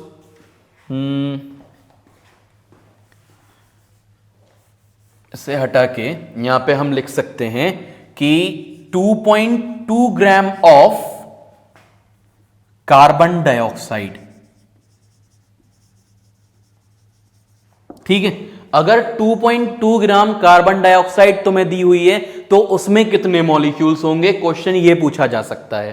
ठीक, तो क्या करोगे, सबसे पहले ये जो मास तुम्हें दिया हुआ है इसको नंबर ऑफ मोल्स में कर लो कन्वर्ट। ठीक है, इस 2.2 को नंबर ऑफ मोल्स में कन्वर्ट कर लो। ठीक, तो यहां पे हम ये फॉर्मूला मास अपॉन मोलर मास, पहला जो फॉर्मूला है मास और मोलर मास की रिलेशनशिप के बीच का, वो फॉर्मूला यूज करेंगे। तो मास अपॉन मोलर मास होता है, और हमें दे रखा है ये 2.2। मास कितना दिया हुआ है, 2.2 दिया हुआ है। CO2 का मोलर मास 12 प्लस 16 इंटू 2, 12 प्लस 16 इंटू 2, तो 12 प्लस 32। ठीक है, 12 प्लस 32 कितना हो जाएगा, 44 ग्राम। CO2 का मोलर मास हो गया ये। 44 को हम यहां नीचे लिख लेते हैं। ठीक है, तो ये 0.05 आ जाएगा कैलकुलेट करके। तो पहले फॉर्मूले से क्या आ गया, पहले फॉर्मूले से कैलकुलेट करके नंबर ऑफ मोल्स आ गए। क्या था पहला formula, mass divided by molar mass. ठीक है, अब इसमें हम दूसरा फॉर्मूला लगाएंगे।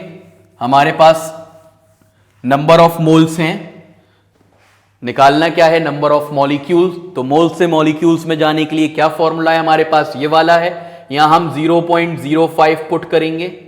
Number of molecules divided by 6.022 into 10 to the power 23। ठीक है, तो यहां से नंबर ऑफ मॉलिक्यूल्स कितने आ जाएंगे, यह आ जाएगा 0.05 multiplied by 6.022 into 10 to the power 23। जब तुम इसे मल्टीप्लाई करोगे तो यह आएगा 3.011 इंटू 10 टू दी पावर 22। ठीक है, तो इस क्वेश्चन में हमने क्या करा, हमें मास गिवन था, हमें मॉलिक्यूल्स निकालने थे। पहले मास को हमने मोल्स में कन्वर्ट करा, किस फॉर्मूले से, मास अपॉन मोलर मास से, ये नंबर ऑफ मोल्स आ गए। फिर सेकंड फॉर्मूले से हमने number of molecules upon Avogadro's number करा, और वहां से क्या हुआ, इन दोनों को मल्टीप्लाई करके नंबर ऑफ मॉलिक्यूल्स आ गए। ठीक है, इसके बाद हम नेक्स्ट क्वेश्चन पे बढ़ते हैं। नेक्स्ट क्वेश्चन किस तरह के हो सकते हैं कि अभी मास से मॉलिक्यूल्स निकालने थे, मॉलिक्यूल से मास निकाल सकते हैं। ठीक है, हाँ, तो अब दूसरे टाइप के क्वेश्चंस कि अब क्या है कि तुमको नंबर ऑफ मॉलिक्यूल्स गिवन होंगे और तुमको मास निकालना होगा। अभी क्या था कि मास गिवन था और मॉलिक्यूल्स निकालने थे, अब ये है कि मॉलिक्यूल्स गिवन होंगे और मास निकालना होगा। ठीक है, तो भाई कैसे होगा, अब देखते हैं। क्वेश्चन से शुरू करते हैं। सब तो नोट कर ही लिया होगा तुमने। तो देखो क्वेश्चन किस टाइप का बन सकता है इस पे, calculate the mass of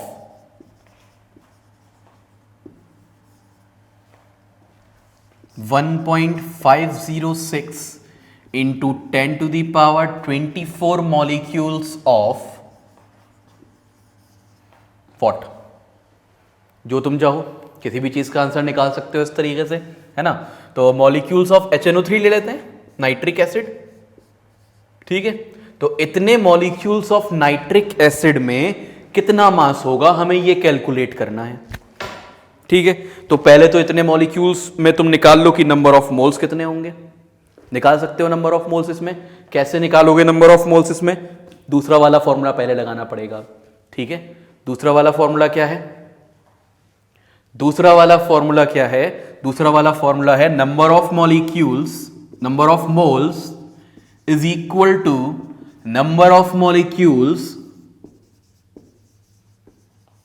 divided by Avogadro's number. Avogadro's number क्या है, 6.022 इंटू 10 टू दी पावर 23। ठीक है, तो नंबर ऑफ मोल्स यहां हमें कैलकुलेट करने हैं पहले। तो नंबर ऑफ मॉलिक्यूल्स हमें दिए हुए हैं 1.506 इंटू 10 टू दी पावर 24 दे रखा है, डिवाइडेड बाय 6.022 इंटू 10⁻23। ठीक है, मैंने तुम्हें बताया था अभी कि इन दोनों को डिवाइड करके आता है 0.25, पावर को अलग डिवाइड कर लो, 10⁻23 है, यहां से तुम्हें मिल जाएगा 10 और ये बन जाएगा तुम्हारा 2.5। तो क्या था, नंबर ऑफ मॉलिक्यूल्स दे रखे थे तुम्हें उससे मास निकालना है, तो तुमने क्या करा, पहले उसको नंबर ऑफ मोल्स में कन्वर्ट कर लिया। ठीक है, नंबर ऑफ मोल्स में कन्वर्ट कर लिया इसको, number of molecules divided by Avogadro's number से, जो कि हमारा सेकंड फॉर्मूला था। मैंने कहा था 2 ही फॉर्मूले हैं और इन्हीं दोनों फॉर्मूलाज पे हम क्वेश्चन करते रहेंगे, है ना, ये बात बताई थी मैंने। ठीक है, तो number of moles is equal to number of molecules divided by Avogadro's number. 1.506 था ये, इसको हमने डिवाइड करके भी तुमको दिखा दिया। नंबर ऑफ मोल्स आ गए। नेक्स्ट चीज मास फाइंड करना है। अब मास कैसे फाइंड करोगे, मोल्स आ चुके हैं तो अब मास वाला फॉर्मूला लगा दो। ठीक है,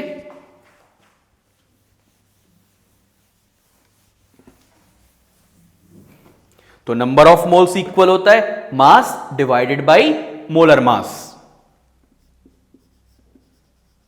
mass divided by molar mass.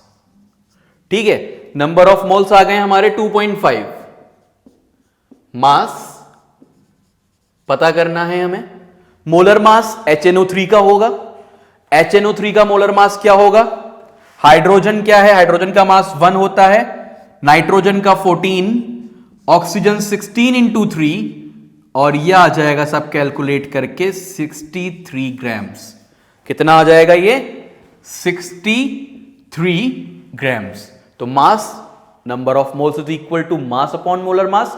कितना आ गया ये, 63 ग्राम्स आ गया।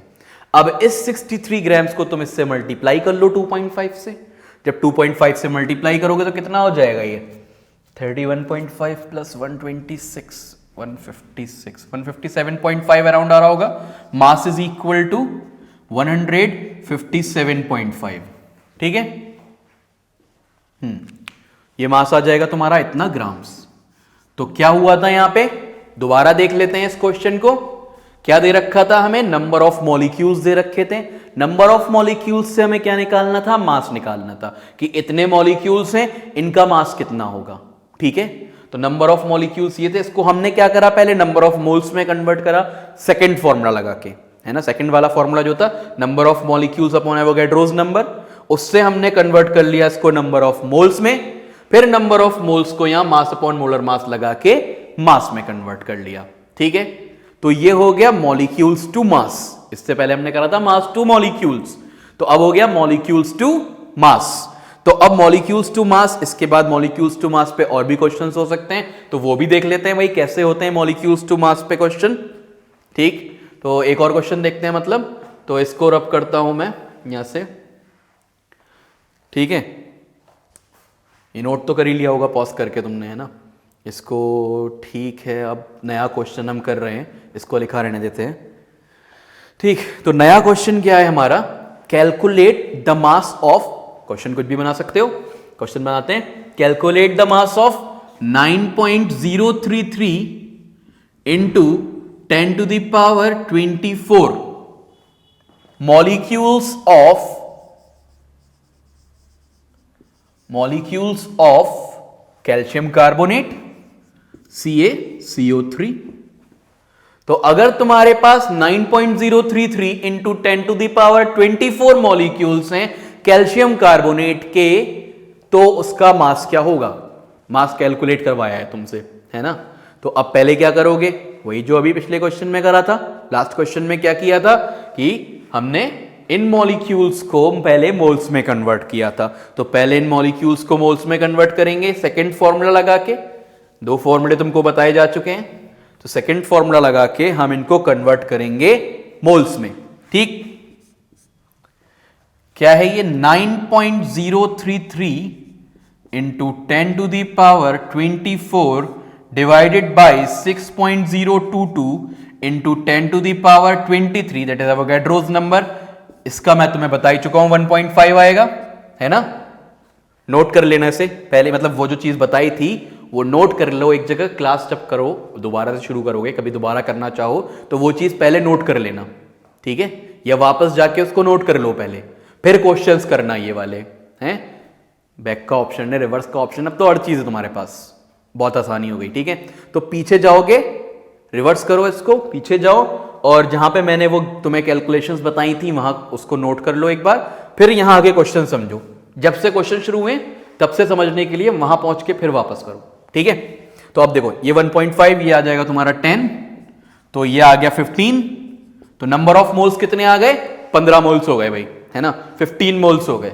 अब इन मोल्स को हमें कन्वर्ट करना है, किसमें कन्वर्ट करना है इन मोल्स को, इन मोल्स को कन्वर्ट करना है हमें मास में, है ना। देखते हैं, तो ये मास का फॉर्मूला है, मास वाला फॉर्मूला, नंबर ऑफ मोल्स तुम्हारे आ चुके हैं 15 is equal to mass divided by molar mass कितना होगा कैल्शियम कार्बोनेट का, यहां कैलकुलेट कर लेते हैं कैल्शियम कार्बोनेट का मोलर मास। एटॉमिक मासेस इस टॉपिक को पढ़ने से पहले याद होने चाहिए, अगर एटॉमिक मासेस याद नहीं होंगे तो ये टॉपिक समझ नहीं आएगा, इसलिए एटॉमिक मासेस का याद करना बहुत जरूरी है, इसलिए मैंने शुरू में बता भी दिए हैं, कहीं ना जाना पड़े, इसी वीडियो में तुम्हें सब चीज मिल जाएगी। ठीक है, तो एटॉमिक मासेस पता है तुम्हें, कैल्शियम का मास 40 है, कार्बन का 12 प्लस 16 इंटू 3, ठीक है, 48 प्लस 12 प्लस 40 हो जाएगा 100, ठीक है, 100 ग्राम, तो 100 ग्राम मास होता है किसका, कैल्शियम कार्बोनेट का मोलर मास, यहां हम 100 पुट कर देंगे तो मास कितना निकल के आ जाएगा यहां से 1500 ग्राम्स, तो 1500 ग्राम्स होंगे इतने मॉलिक्यूल्स ऑफ कैल्शियम कार्बोनेट में। अगर 9.033 into 10 to the power 24 molecules हैं तुम्हारे पास कैल्शियम कार्बोनेट के, तो उसमें कितना मास होगा, 1500 ग्राम्स मास होगा। ठीक है, ठीक, बात समझ में आई। ठीक है, तो मैं क्या कह रहा था, हमने अभी तक क्या पढ़ा कि मास को मोल्स में कैसे कन्वर्ट करना है, पहले पढ़ा था, है ना, मास को मोल्स में कैसे कन्वर्ट करना है, मोल्स को मास में कैसे करना है। खैर यहां पे हम क्या पढ़ रहे थे कि मॉलिक्यूल्स को मास में कैसे कन्वर्ट करना है ना, तो मॉलिक्यूल्स को हमने, इस क्वेश्चन को हमने कैसे करा, इसी क्वेश्चन को दोबारा रिपीट कर लेते हैं एक बार, कि नंबर ऑफ मोल्स इक्वल होते हैं number of molecules upon Avogadro's number के, ये सेकंड फॉर्मूला था तुम्हारा।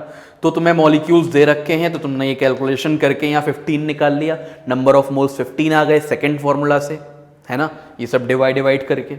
इसके बाद जो फर्स्ट फॉर्मूला था वो तुमने लगाया mass upon molar mass, number of moles तुमने रखे 15, ठीक है, 15 रखे, 15 is equal to mass upon 100, तो ये 100 इंटू 15 हो गया और 1500 आ गया। 15 क्यों रखे थे, क्योंकि यहाँ 15 आया था, और ये 100 कहां से आया, ये इसका मोलर मास हो गया 100, 40 प्लस 12 कार्बन का, ऑक्सीजन का 16, लेकिन ये 3 है तो 16 इंटू 3। ठीक है, तो इस तरह से तुम मॉलिक्यूल्स को मास में कन्वर्ट कर सकते हो। तो अभी तक जितने भी क्वेश्चंस तुमने करे उनको हम रिवाइज करेंगे अभी, मतलब उस तरह के क्वेश्चंस को। उससे पहले एक चीज तुम्हें बतानी है, वो एक क्वेश्चन एक तरह का, एक जगह मैंने पढ़ा था, क्वेश्चन क्या है कि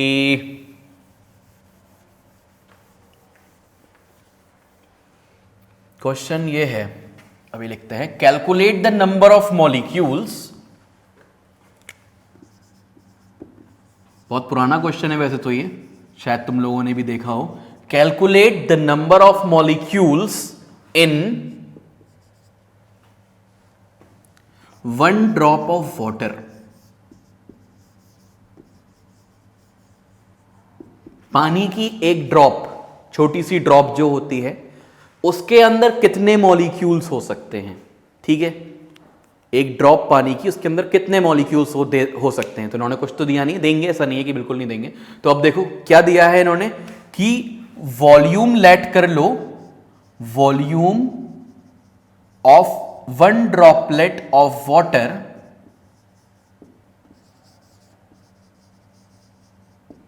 1 ml होती है। अगर हम मान लें कि ड्रॉपलेट की वॉल्यूम 1 ml होती है तो उसके अंदर कितने मॉलिक्यूल्स हो सकते हैं। ठीक है, उसके अंदर कितने मॉलिक्यूल्स हो सकते हैं। अब ये कैसे कैलकुलेट करोगे। देखो पहली बात तो अभी तक हमने वॉल्यूम वाला तो कुछ पढ़ा नहीं है ना, कोर्स में भी नहीं है, लेकिन मैं उसे आगे बताऊंगा, डिस्कस करूंगा नेक्स्ट क्लास में। ठीक है, तो अभी तक वॉल्यूम वाला तो पढ़ा नहीं, और वैसे भी ये गैस नहीं है, वो जो वॉल्यूम वाली चीज़ है वो गैसेस के लिए होती अगर तुम लोग ये सोचो कि हम इसको वॉल्यूम वाले से कर सकते हैं, वो 22.4 वाला किसी ने कहीं पढ़ रखा हो तो उससे नहीं कर सकते इसको, ठीक है, क्योंकि ये गैस नहीं है पहली बात तो, और ना ही यहाँ लिखा है कि कंडीशंस एसटीपी होंगी, वो सब ये एसटीपी और ये वॉल्यूम क्या बात कर रहा हूं मैं, इसको हम नेक्स्ट लेक्चर में कंटिन्यू करेंगे। देखो अभी हमें वॉल्यूम ऑफ ड्रॉपलेट दे रखी है 1 ml, है ना। अच्छा डेंसिटी तुम्हें पता होगी वाटर की, डेंसिटी ऑफ वाटर कितनी होती है, डेंसिटी ऑफ वाटर, वाटर की डेंसिटी होती है 1 ग्राम पर सेंटीमीटर क्यूब या फिर 1 ग्राम पर मिलीलीटर्स, 1 ग्राम पर ml, ये होती है वाटर की डेंसिटी, है ना, ग्राम पर ml, 1 ग्राम पर ml। और डेंसिटी को हम मास, मतलब डेंसिटी दे रखी है अगर हमें और वॉल्यूम है हमारे पास, तो हम मास फाइंड कर सकते हैं, है ना, कर सकते हैं ना, ठीक है, क्योंकि डेंसिटी जो है, डेंसिटी हमारी इक्वल होती है मास डिवाइडेड बाय वॉल्यूम, ठीक, density is equal to mass upon volume, physics में पढ़ा होगा तुम लोग ने, है ना। डेंसिटी यहां 1 हो गई, मास हमें फाइंड करना है, इत्तेफाक से वॉल्यूम भी 1 है ना, सॉरी डेंसिटी वॉल्यूम तो 1, हाँ वॉल्यूम भी 1 दे रखी है और डेंसिटी भी 1 होती है इसकी, है ना। तो 1 into 1 मास कितना आ गया वाटर का, 1 ग्राम आ गया, ठीक है। अब यहां से तुम्हें वाटर की ड्रॉपलेट का मास पता चल गया कि वाटर की ड्रॉपलेट का मास कितना होता है, 1 ग्राम होता है ना। तो अब 1 ग्राम मास होता है, तो अब तो तुम्हें मास पता लग गया, मास से तुम मॉलिक्यूल्स निकाल सकते हो, बहुत देर से कर रहे हो, है ना। कैसे करेंगे, पहला फॉर्मूला जो यहां बोर्ड पे लिखा हुआ है वही लगेगा, मास डिवाइडेड बाय मोलर मास, ठीक है। तो अब मास कितना है वाटर का, 1, और मोलर मास कितना होता है वाटर का, वाटर इज H2O, ठीक है। 1 into 2 प्लस 16 कितना आ जाएगा, ये 18 ग्राम्स, वाटर का मास हो गया 18 ग्राम्स, तो इसको हम 18 से कर लेंगे डिवाइड, कितने आ गए नंबर ऑफ मोल्स, 1/18 आ गए, 1/18 नंबर ऑफ मोल्स आ गए। उसके बाद दूसरा फॉर्मूला लगा लेते हैं, number of moles is equal to number of molecules divided by Avogadro's number which is 6.022 into 10 to the power 23, ठीक है। नंबर ऑफ मोल्स इक्वल होते हैं number of molecules divided by 6.022 into 10 to the power 23, 1/18 आ गए moles, दूसरा formula लगा रहे हैं ना हम ये, ठीक है। Number of molecules divided by 6.022 into 10 to the power 23, तो यहां से नंबर ऑफ मॉलिक्यूल्स कितने आ जाएंगे, यहां से नंबर ऑफ मॉलिक्यूल्स आ जाएंगे 1/18 times of 6.022 into 10 to the power 23, ये कुछ अराउंड 3 point समथिंग हो जाएगा, 33 into 10 to the power 22। तो एक ड्रॉप ऑफ वाटर में इतने मॉलिक्यूल्स हो सकते हैं, ठीक है। क्वेश्चन क्या था, फिर से क्वेश्चन को सुन लो कि वाटर की एक ड्रॉपलेट है, वाटर की छोटी सी ड्रॉपलेट में कितने मॉलिक्यूल्स हो सकते हैं, ठीक है। हमें दिया गया था कि उस ड्रॉपलेट की जो एज्यूम्ड वॉल्यूम है वो 1 ml है, ठीक। उस 1 ml को पहले हमने मास में कन्वर्ट किया, कैसे कन्वर्ट किया मास में, डेंसिटी का फॉर्मूला लगा के, डेंसिटी इक्वल होता है मास अपॉन वॉल्यूम के, ठीक है। तो यहां मास, नीचे वॉल्यूम 1 into 1 कितना हो गया, 1 ग्राम हो गया, ठीक। अब फिर क्या करा, अब मास आ गया हमारे पास, मास को मॉलिक्यूल्स में कन्वर्ट करना हमें आता है, तो मास को हमने पहले नंबर ऑफ मोल्स निकाले वहां से, number of moles is equal to mass upon molar mass, और फिर number of moles is equal to दूसरा फॉर्मूला, यहां से मोल्स आ गए, फिर दूसरा फॉर्मूला लगा दिया, number of molecules upon Avogadro's number, 1/18 से इसको मल्टीप्लाई कर दिया और ये हमारा आंसर आ गया, ठीक है। तो ये एक इंपॉर्टेंट क्वेश्चन था कि एक ड्रॉपलेट ऑफ वाटर में कितने मॉलिक्यूल्स होंगे। अब अभी तक हमने क्या क्या पढ़ा है, अभी तक हमने बहुत सारे क्वेश्चंस कर लिए, वहां हमें पता था कि किसमें कौन सा फॉर्मूला लगना है। अब अगर क्वेश्चन मिक्स होके आएंगे तो तुम कैसे पता लगाओगे कौन सा फॉर्मूला लगना है, उसके लिए कुछ क्वेश्चंस मैं तुमको दे रहा हूं, ठीक है। उन क्वेश्चन से तुम पता लगाओ कि कौन सा फॉर्मूला लगना है, उन्हें सॉल्व भी करेंगे साथ साथ, ठीक है। अब क्वेश्चंस क्या क्या हो सकते हैं,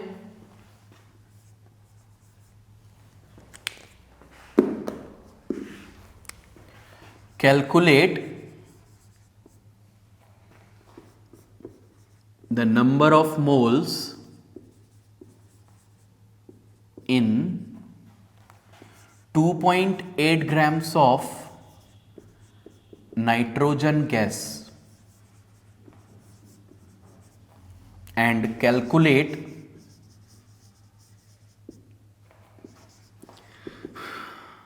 number of moles in 6.022 into 10 to the power 24 molecules of Na2CO3। Na2CO3 में नंबर ऑफ मोल्स निकालने अगर इतने मॉलिक्यूल्स दे रखे हैं, या फिर क्वेश्चन और भी बन सकता है, calculate the mass of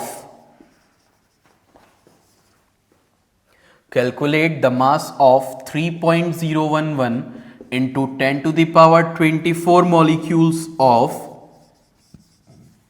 O2 gas, ठीक है। इतने मॉलिक्यूल्स ऑफ O2 गैस में कितना मास होगा और इतने मॉलिक्यूल्स ऑफ Na2CO3 में कितने मोल्स होंगे और इतना ग्राम ऑफ नाइट्रोजन गैस में कितने मोल्स होंगे। एक और क्वेश्चन देखो, calculate the number of molecules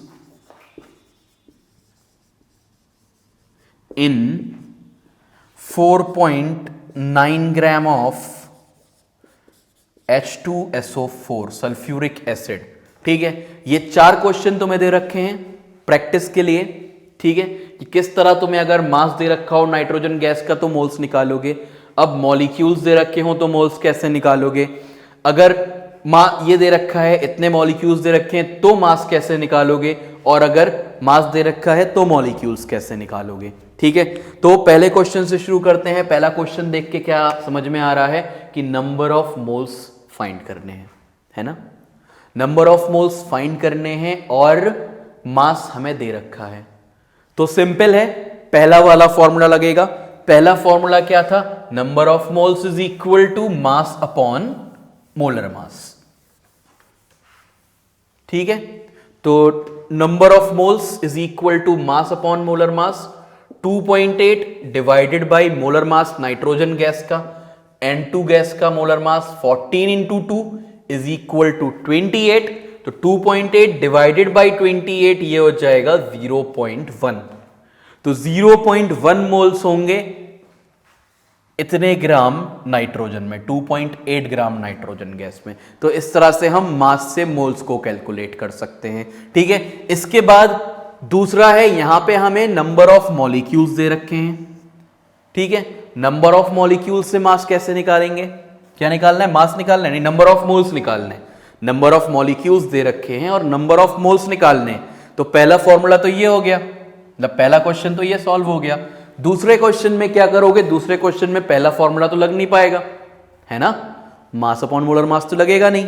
molecules दिए हुए हैं तो मॉलिक्यूल्स वाला फॉर्मूला लगेगा। अब वो मॉलिक्यूल्स वाला फॉर्मूला क्या है, number of moles is equal to number of molecules upon Avogadro's number. तो नंबर ऑफ मॉलिक्यूल्स कितने हैं, 6.022 into 10 to the power 24 divided by 6.022 into 10 to the power 23, तो ये तुम्हारा 10 आ जाएगा। तो नंबर ऑफ मोल्स कितने आ गए, 10 आ गए।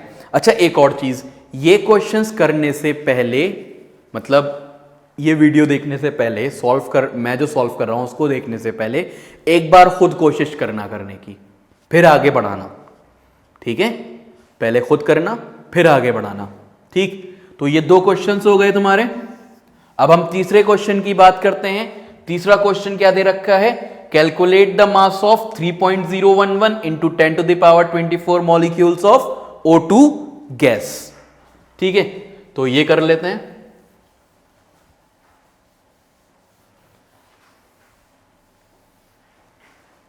क्या दिया हुआ है तुमको? मॉलिक्यूल्स दिए हुए हैं, मास कैलकुलेट करना है। तो पहला फॉर्मूला हम लगाएंगे नंबर ऑफ मोल्स। कौन सा फॉर्मूला लगाएंगे इसमें, पहला वाला दूसरा वाला? मॉलिक्यूल्स दे रखे हैं, मॉलिक्यूल्स दे रखे हैं, तो ये लगेगा या ये लगेगा? ये वाला पहले लगेगा, इससे नंबर ऑफ मोल्स में जाएंगे। ठीक है, तो number of moles is equal to number of molecules divided by Avogadro's number which is 6.022 into 10 to the power 23। तो मॉलिक्यूल्स तुम्हें कितने दिए हुए हैं? इतने 3.011 into 10 to the power 24 divided by 6.022 into 10 to the power 23। ठीक, ये यहां से ये 10 आ गया, ये 2 हो गया, 2 5 10। नंबर ऑफ मोल्स कितने आ गए? 5 आ गए। ठीक है, तो यहां से नंबर ऑफ मोल्स 5 निकल आए। नंबर ऑफ मॉलिक्यूल्स तुम्हें दिया हुआ था, है ना, ये इतने। ठीक है, 5 आ गए। अब क्या करोगे कि दूसरा वाला, ये क्वेश्चन तो नोट कर ही लिया होगा, इसको रब कर सकता हूं मैं, है ना। अब दूसरा फॉर्मूला लगाओगे, कौन सा वाला? मास अपॉन मोलर मास वाला, है ना। Number of moles is equal to mass divided by molar mass। ठीक है, नंबर ऑफ मोल्स तुम्हें कितने दे रखे हैं? 5 is equal to mass find करना है, और मोलर मास किसका? N2 गैस था। ठीक है, तो N2 गैस का मोलर मास कितना होगा? 14 इंटू 2 इज इक्वल टू 28। या N2 गैस था, Na2CO3 था। तो Na2CO3 था, Na2CO3 का मास कितना होगा? 23 इंटू 2 प्लस 12 प्लस 16 इंटू 3। ठीक है, ये आ जाएगा 106। 106 आ गया ये।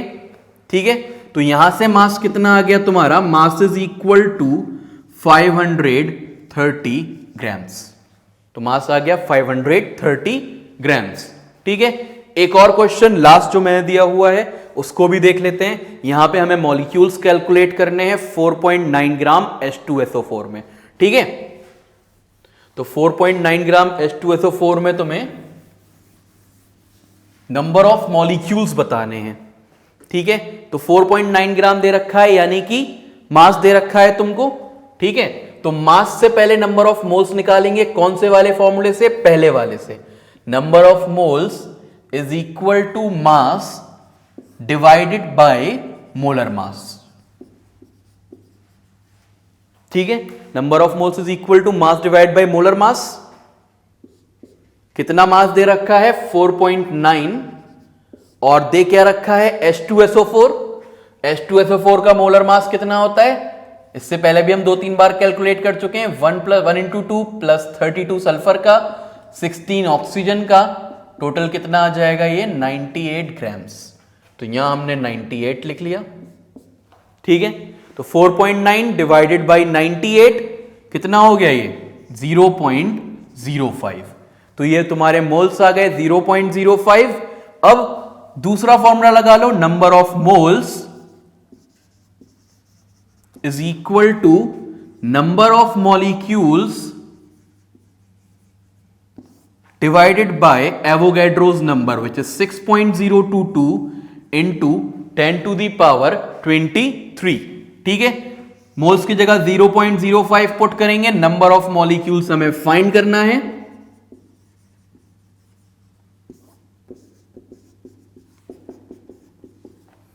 तो ये हो जाएगा हमारा, कितने आ जाएंगे नंबर ऑफ मॉलिक्यूल्स यहां से? 3.011 इंटू 10 टू दी पावर 22। तो ये आ गए तुम्हारे number of molecules 4.9 gram H2SO4 में। देखो एक चीज और, अब ये क्वेश्चन वहां ऐसे करोगे इतना सारा लिख के तो बहुत लंबा पड़ जाएगा, है ना। तो जब तुम्हें ऐसे समझ लो, यहां जैसे ये वाला क्वेश्चन था, मास से मॉलिक्यूल्स जब निकालने हैं तो पहला स्टेप तो यही है कि फर्स्ट फॉर्मूला लगाओगे, और नंबर ऑफ मोल्स निकाल लोगे, ठीक है।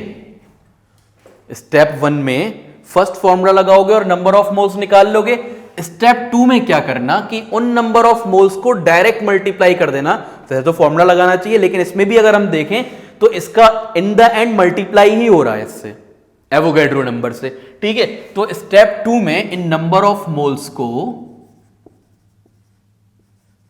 मल्टीप्लाई कर देना 6.022 इंटू 10 टू दी पावर 23 से, ठीक। अब मॉलिक्यूल्स टू मास अगर हो कि मॉलिक्यूल्स, जो इससे पहले वाला क्वेश्चन था Na2CO3 वाला, कि अगर मॉलिक्यूल्स से मास निकालना हो, ठीक है, अगर मॉलिक्यूल्स से मास निकालना है तो तुम पहले सेकंड फॉर्मूला लगाओगे, सेकंड फॉर्मूला, ठीक है। सेकंड फॉर्मूला से नंबर ऑफ मोल्स निकाल लोगे, ठीक। सेकंड फॉर्मूला से नंबर ऑफ मोल्स निकाल लिए, जैसे वहां पे किया था पिछले क्वेश्चन में, कि यहां देखो पहले तो मोल्स निकाल लिए थे, 5 मोल्स आ गए थे यहां, है ना, 5 मोल्स आए थे। उसके बाद उन मोल्स को इन द एंड मल्टीप्लाई करा था मोलर मास से, है ना, या मोलर मास ही तो लिखा ही है Na2CO3 का, इससे मल्टीप्लाई करा इन द एंड। तो क्या करोगे कि उन नंबर ऑफ मोल्स को मल्टीप्लाई कर दोगे मोलर मास से, जो भी कंपाउंड दे रखा है उसको, ठीक है। तो ये ज्यादा लंबा तुम्हें कैलकुलेशन नहीं करना पड़ेगा, अभी तक तो मैंने इसलिए समझाया ताकि समझ में आ जाए। उसके बाद क्या करना है, मतलब है तो सेम ही कैलकुलेशन, बस मल्टीप्लाई एंड में जाके कर देना है, ठीक है, इस तरीके से, ठीक है। चलो इतना ही रखते हैं इस क्लास में, फिर नेक्स्ट में हम कंटिन्यू करेंगे इसके बाद।